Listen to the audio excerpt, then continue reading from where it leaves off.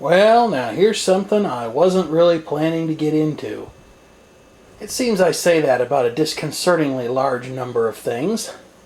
This is an Allied Radio Corporation 3-head solid-state stereo tape deck model TD1099. And I was out thrift storing today when I saw this thing. And ordinarily, I have two reel-to-reel tape decks that are downstairs and in questionable condition. Both of them are Sony machines. One is solid state and the other is hybrid tube and transistor technology. But this one is solid state all the way through, and I don't know if either of the Sonys work. I know they power on and they run, and they seem to have decent audio output. They both have onboard audio amps, and the newer of the two actually has line-level outputs as well. Now this machine just has line-level audio inputs and outputs, so it needs a separate amplifier, but I've got the good old Technics SA560 down there filling in for that job. What I've never had is anything on reel-to-reel tape, other than a suspicious-looking tape that I once got with a little portable machine that was completely dead to the world. Well, with this thing, a number of tapes were included. I guess I'll talk about these for a moment. There's a couple of smaller ones here that, although they say Audio Digest on them, and Audio Digest was apparently a production of the California Medical Association. They talk about various things on these tapes, if the original tapes were in here, which either they've been taped over or they don't seem to be. I say that. This one may not have been. I haven't tried these two yet. This tape was loaded on the machine, and I guess somebody had a bit of a mishap with it because it's recorded completely backwards or something. But I was able to fix that by running it. I threaded it through the mechanism somewhat improperly, and that got it to play. And what I found on there was an opera. It actually sounded like a sportscast or something when it was played backwards, but when I played it in the right direction, it was an opera. And that's what most of this stuff is. This is classical music and opera. We have Beethoven's Symphony 5, 7, 8, and 9, it looks like. Brahms Piano Concerto No. 2. I would guess that's what that's an abbreviation for. And most of these tapes are old, but in very good condition. And I've only noticed sticky shedding on one of them, and even then it wasn't too bad. And of course it was a 3M tape. Here's a Sony PR150 professional recording tape from so long ago that it was distributed by Superscope in Sun Valley, California, originally from Sony Corporation, Tokyo, Japan. My guess is that whoever had these was a music lover, because most of them are recorded at 3 3/4 or 7.5 inches per second, and they say they were recorded stereophonically, but I've kind of got my doubts about a few of them. It seems like maybe they were recorded with different programs on different channels, maybe on a different machine that's not compatible with this one.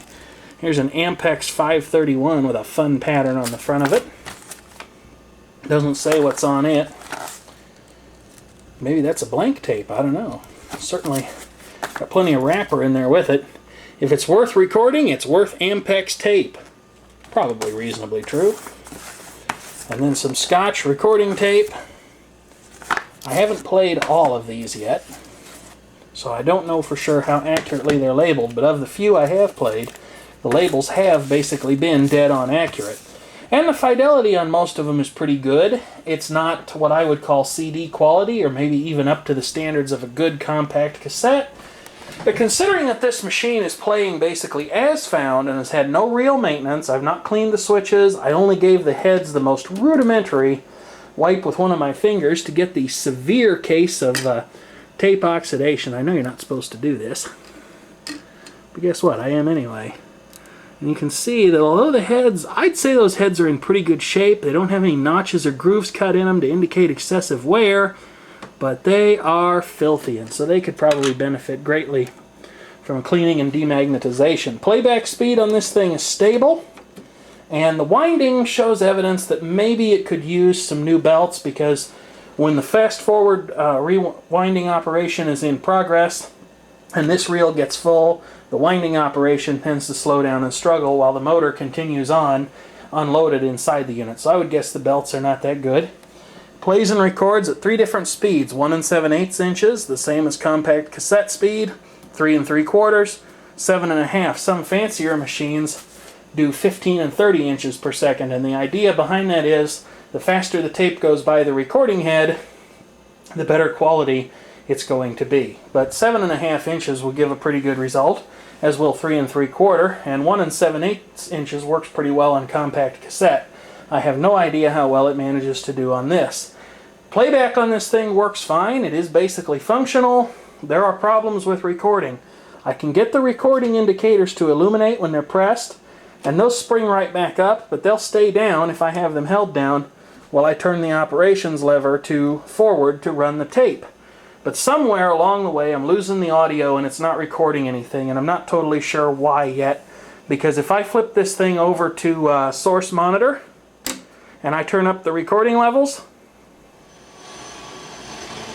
you can actually hear it playing the source through the stereo system. There's a mode select that allows you to choose left, stereo, and right. Whichever you choose plays back in both channels, and then of course over here is the power switch. So let's go ahead and play a tape on this thing. I think this is a homemade tape of somebody's playing the piano. It's not very high fidelity, but let's go ahead and give it a listen anyway, and then I'll put something a little higher fidelity on.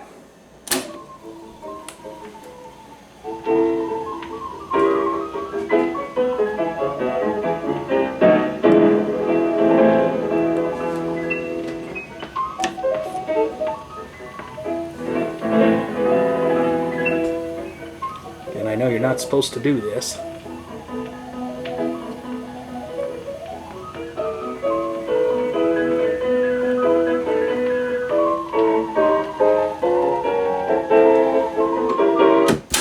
And there's that. Rewinding really gets things to going pretty good. I've only had one tape spill incident with this thing so far. When I was playing that one tape backwards, I forgot about how I had it spooled. I put it in rewind and it promptly unspooled tape all over the floor at a very alarming pace. So you kind of got to watch that.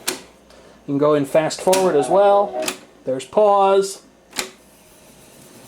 You see fast forward took a little while longer to take off. The reel brakes seem to be good, which is pretty impressive. But I can go ahead and rewind the tape here. And as you can see, that thing gets to hauling really, really well. I have no idea how well this thing would do fidelity-wise. I have no idea how good quality of a deck it is. I suppose it pales in comparison to something proper like a TAC deck or a Sony. But I suspect it'll do for my needs, since I'm just kind of playing with this, and I never really intended to get into the format anyway. The pinch roller there is good, although it definitely needs a cleaning. Capstan could use a cleaning, so could these other guiding posts here. These little pads are in pretty good shape, though. Anyway, you'll get to see the tape rewind to its entirety here, and there is no auto stop. It's just like a movie projector of times past, if you remember those when you were in school. If they had those when you were in school, they certainly had reel-to-reel movie projectors when I was in school, and the tape will just go fleeing around wildly off the end there, as you can see. So let me put a different tape on, something else, one of the ones that I haven't tried yet. As you can see, most of these were pretty exhaustively labeled as to what they have on them. This sounds like maybe it came off of a 78 RPM record series. Now this tape is in the higher fidelity 7.5 inches per second format, which is really flying along those heads pretty good, but it wasn't recorded in stereo. There are different programs on the right and left channels, so I've got it set over to the right now. Not sure what that means. I know there are various tracking, different track machines, 2-track and 4-track at least, but I really don't know what all the differences are. I am definitely a newbie to this medium, but let's go ahead and put this tape on here.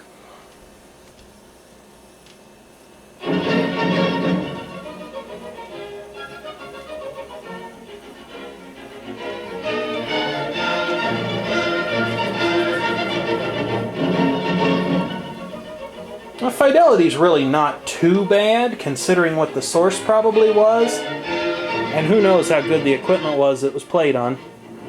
Given that there's some pops and clicks in the background, I would imagine the source was probably a turntable record, although some of these tapes were recorded off of the radio.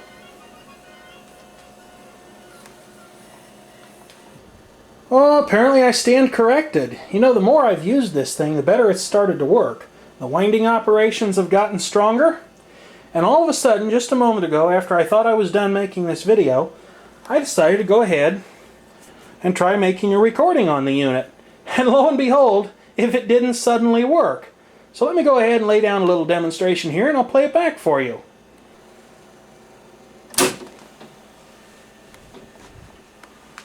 Hello there everyone. This is uxwbill here. And I'm making a recording on a reel-to-reel tape machine just to see how well it works and so I can demonstrate it for you on video. As you can see, the recording is definitely functioning. Now the interesting thing is that right now I don't have the stereo receiver totally muted, so I can actually hear a delayed version of my voice, probably due to the fact that this is a 3-head machine, and as the recording head lays down the track, and I'm not sure which one the recording head is, but my guess is it's the middle, the playback head is playing it back as soon as the sound is laid down on the tape. So there you have it. Let me put a little bit of music on this tape so you can get a feel for how that works. The information superhighway's crawling like an LA traffic jam. Everybody's on the phone. Gent of good intent, who's content to be master of the house, doling out the charm, ready with a handshake and an open